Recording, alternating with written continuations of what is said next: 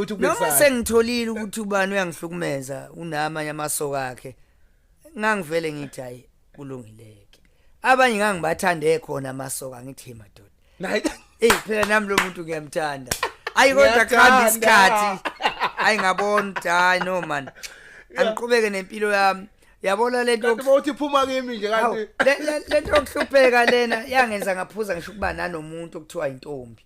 ngoba ngangivele ngicabanga ukuthi khona esekhona ke lo muntu ya bavakashelwa phela abantu abanentombi mina ngizomfaka kulo muntu uzoyazi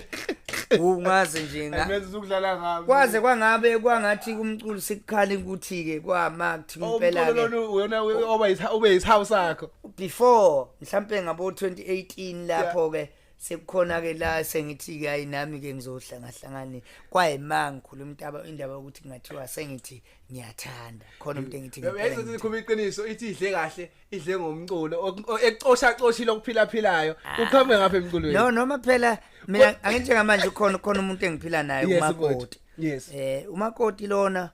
njengoba ku 2025 sinominyaka wa 8 yeah wayekhona nangalesi sikhathi kusenzima ngifuna ukutshela iqiniso ke ngaleso sikhathi ngangayingenike indaba yakhe ngoba phela nami kwakusekuduma kwalezi zintombi ezathandwa yimi yabona ngiyazi kahle lo mnyaka awu sekunjayi yena yangiboni angiyiboneli nje umuntu ngibona laba abathandwa yimi uyabona kusenzima wazi ngisala lendlini ngangiyibiza ngelontuzana ayinamagama amaningi okufike kube yiboys ngoba kwakuhlala mina nomfowethu kwashitsha kwa indlu yomnyovu ke phela kwakuyodaka kuyinkonjane indlu yenkonjane angilala endlini yodaka ngisengayidiliza leyo ndlu kulonyaka nomlonyaka ophelile bekuyindlu nje yodaka ngizengayidiliza kulonyaka ngoba phela ke bese nomlonyaka ophelile ngase ngisukile ke kiyo sengilala kwenye ke yakwagogo ke kagogo wami uMambuyisa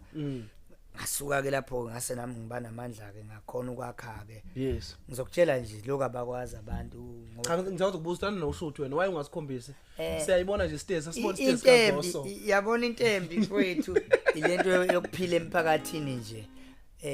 kunecule engalikhipha ufihlelana wena ungasivezela kunecule engalikhipha ngelithi nina ningibiza ngomkhaya wenu uma ningibona emazweni bengijabulela uma ngifika kwaMayimaye ngifike lapha bejabule eqhamuka ngithi hayi wangakithi khulekani noma ngithi ngihlalele afona umuntu wangapha ngasekhaya ethi hayi hey mkhaya bangiphikisa la ukuthi umakhelwane wami